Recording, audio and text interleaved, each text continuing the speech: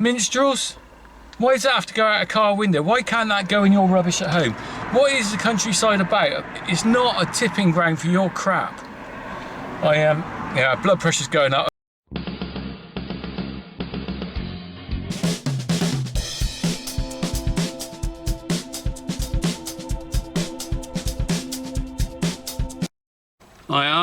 I am back from Devon.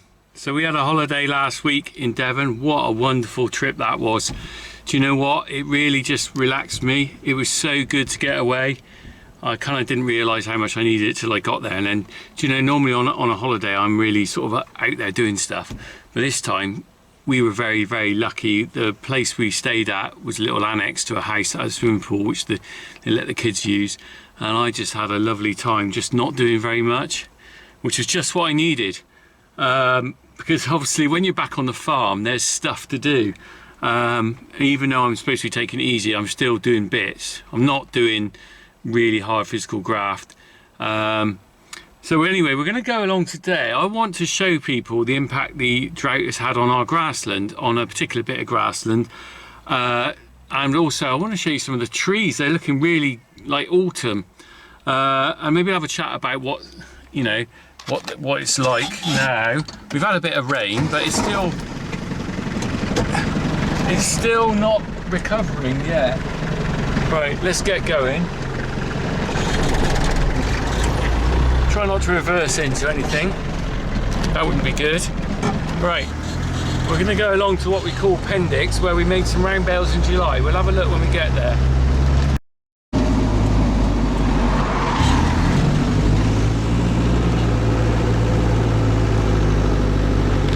Right, so this is a field. I'm going to stop in the middle. This is a field we baled for silage July, round bales. And we had a bit of fun with the kids running on the bales. There you go.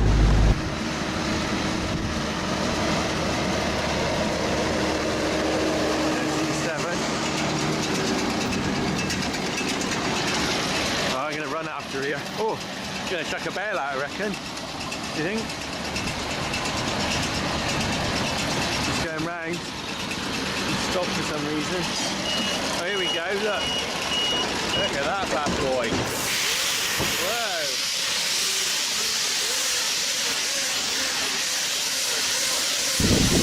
Go, go, go, go, go, go, Power Ranger. Oh yes, easy. So I would expect that field to have greened up pretty well. I'm going to stop here and we're going to get out.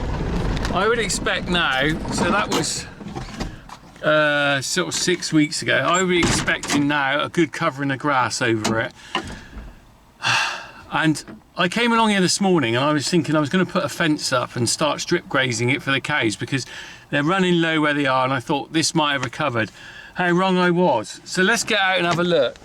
Okay, so you can actually see where the grass, a little bit missed by the baler, gone in the middle. But look at this. Can you see how bare this is? Like, we're gonna, so you can actually see that since it was mown, apart from a few tufts, pretty well fried up, nothing. Now let's get down to the green bit. You can see a little bit more grass. The nettles are doing best of the lot actually, aren't they? Look. How weird is that? The nettles are doing better than the grass. Maybe they got deeper roots. Look, nettles have popped up.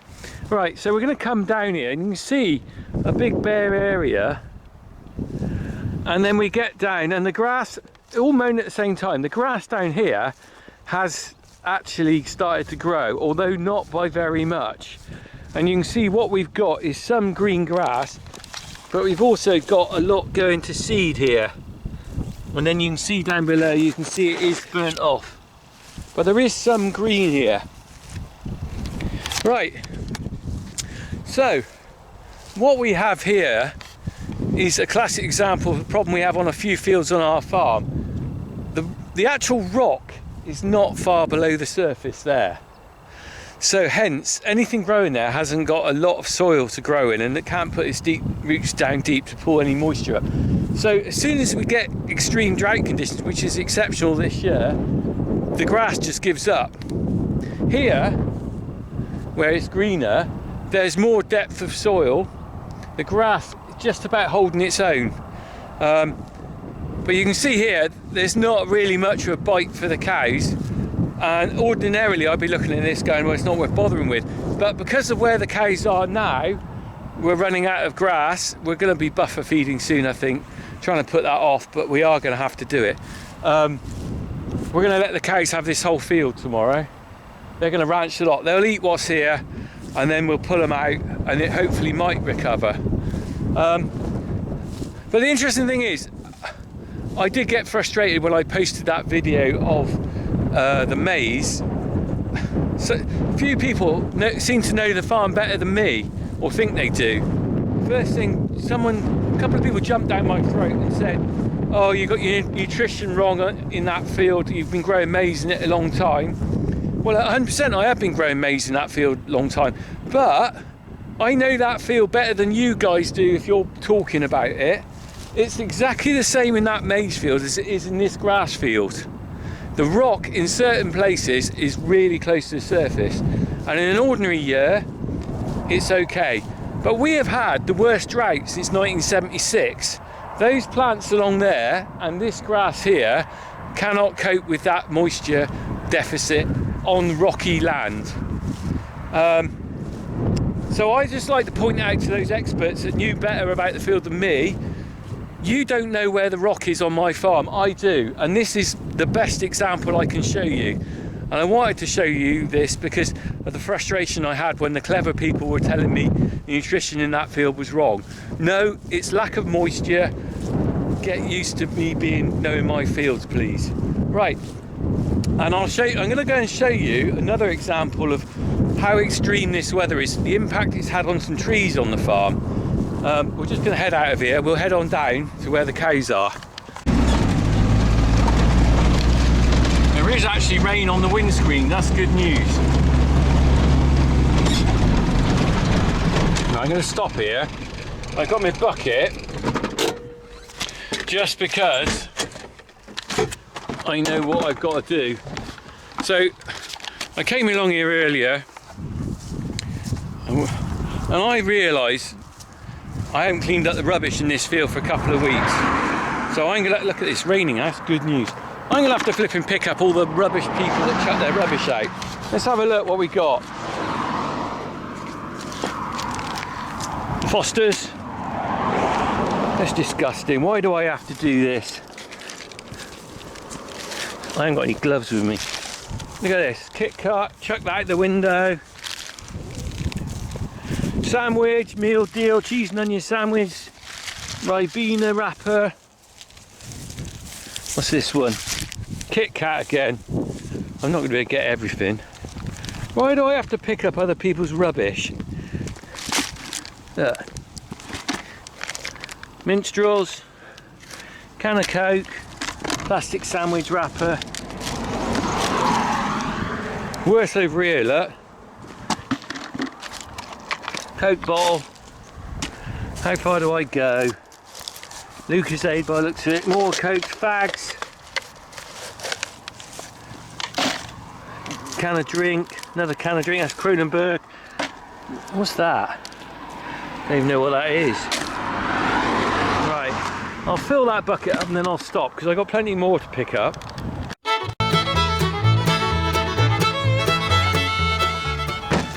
Oh.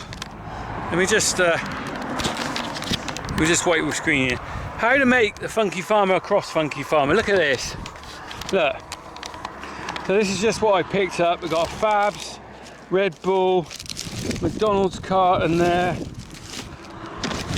All sorts in here. Cans, Kronenberg 66, Minstrels, Strong Bay cider. Do you know what? Why do I have to pick other people's rubbish up? Why am I the refuse collector of the farming world? And that isn't unusual. That's normal. That is. So I'm a bit cross by that. That is a bit normal, really. That gateway. If I don't do that at least once a month, that is like gonna escalate because people. I don't know. People just see rubbish and think, "I'll chuck my rubbish there." But look at it. there's nothing there that you couldn't have put in a bin at home, is there? Someone could have blooming... I don't understand why there's cider and Kronenberg cans and stuff. People will probably drink driving, I guess, but, you know, minstrels. Why does that have to go out a car window? Why can't that go in your rubbish at home? What is the countryside about? It's not a tipping ground for your crap. I am, yeah, blood pressure's going up, I better stop. But, you know, that's a bucket of, that's a full bucket nearly of rubbish. And I haven't picked up all the little bits, but I dare say if I'm back there in a month's time, there'll be more stuff there. And it just makes me angry that people think they can just chuck rubbish out of their car. But this is turning into a ranty thing. I didn't mean it to be like that. Right, I'm going. Let's turn this off. We're going back to the farm to look at some trees.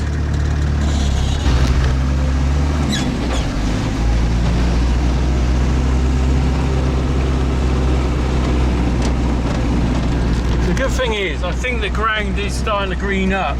We had a bit of moisture just now, actually, but it was raining while I was away. But we're going to go down there and see the cows. I'll show you what we're grazing now, but I can see some bloody trees that have died. Just sad. Right, I'm going to go along here. There's a particularly orange-looking lime tree, which looks like flipping autumn,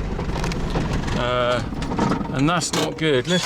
The other thing I've noticed, I was reading about this on the BBC website actually, not the Gospel of Truth, but sometimes interesting to read it. I've noticed the hawthorn berries are coming out earlier than normal, and they were saying about that on there. Look, can I spin it around? Look, can you see the hawthorn berries up there? They're not normally, we're not into autumn yet. Look at that, they're going red. I mean, the blackberries are normally ready, and they're not ready yet. Blackberries aren't out yet. But I didn't expect the hawthorn to be going like that. Right, let's go along and have a look at this tree. I'm just walking along to it now. It's weird having a week off because you come back and you're just kind of looking at all the things you've missed or need sorting out as soon as you're back. I'm straight on it. I said I'm taking it easy, but I'm not, you know, the business doesn't stop. But look at this, look at this. Now that is not normal, way not normal. Can you see how some of the leaves are still green? It's a bit like that horse chestnut I watered earlier in the, when the first wave of drought came. And you can see some of the leaves are now off it. Look. You would think that was autumn, wouldn't you? You would think that was autumn, and it's the tree protecting itself, I think. As far as, look, you can see some of the branches actually haven't got any leaves on now, they've sort of shed them. And it's trying to reduce the amount of, is it transpiration they call it, when the water leaves through the tree and protect itself. But I'm looking down there, we're going to go down and see the cows that are down, right down the bottom there, and I can already see a very sick looking tree there, and there's the cows. Look at that, can you see below? There's an oak tree that looks very brown. We're going to go down and have a look at that. We'll go down the Land Rover. Right, I'm walking back to the Land Rover now, leaving Mr. Orange Tree behind. Could be Mrs. really, couldn't it? Just in the middle of this, I just want to say, and I've sort of said it before, massive thank you to everyone who sent me messages of support, you know, with my ongoing heart situation. I've learnt a bit more now, and hopefully I will make a full recovery. I've got to wait till the scans, CAT scan or MRI scan, I think. That'll be a few months time, but hopefully my heart will recover. So the people who sent me message support, I am very grateful for. A few people sent me some cards and gifts. If I haven't replied to you all, I'm really sorry, because I just haven't maybe had the opportunity. But there's traffic lights there, look. That's what the noise is, people are waiting at the traffic lights. They're doing some road works there. So yeah, I mean, being part of this YouTube world is a strange one. I've said this before.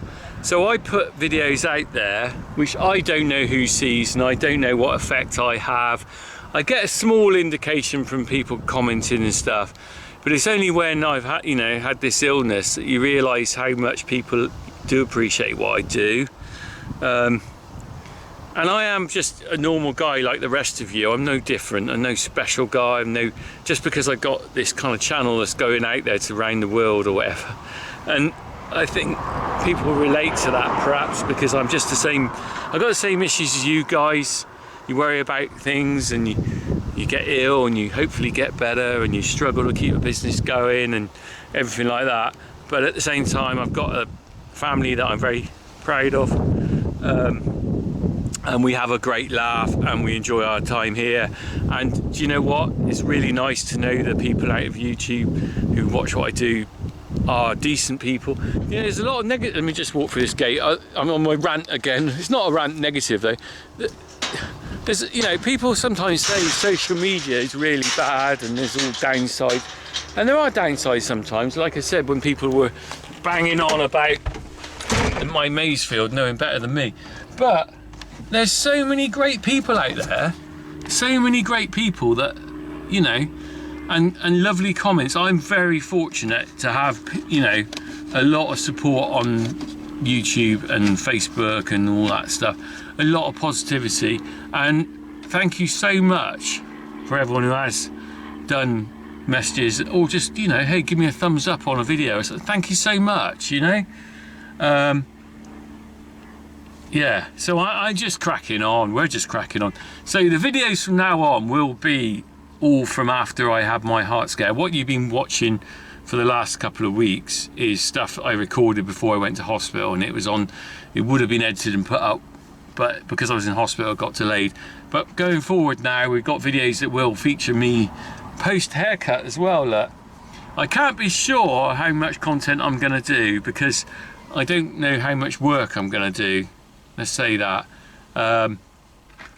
There is a couple of really good ones coming after this, you'll see, which I filmed in Devon, and I got a trip to Otterton milk station and seeing where the milk's produced for that.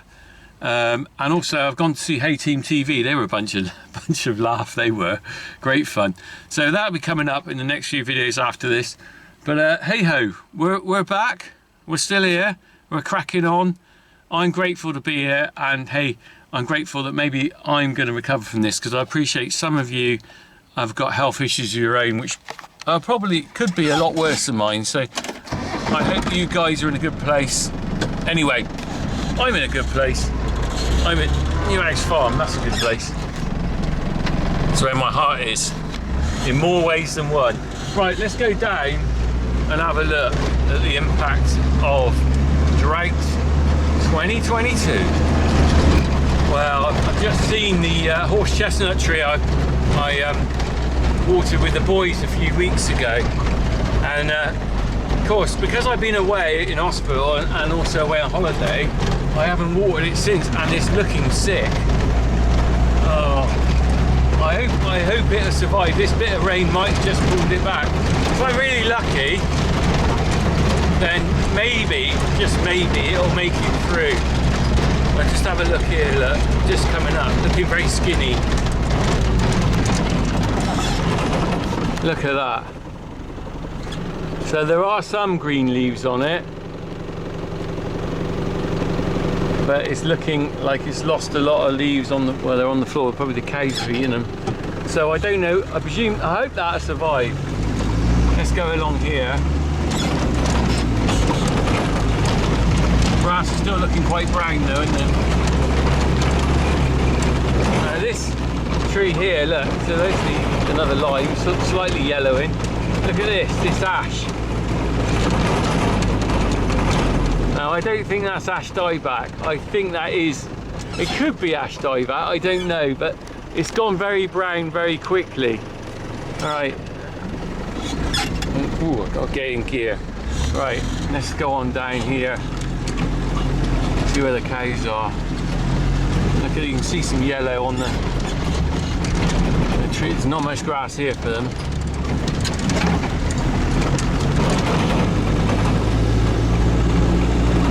Look at this in this pond.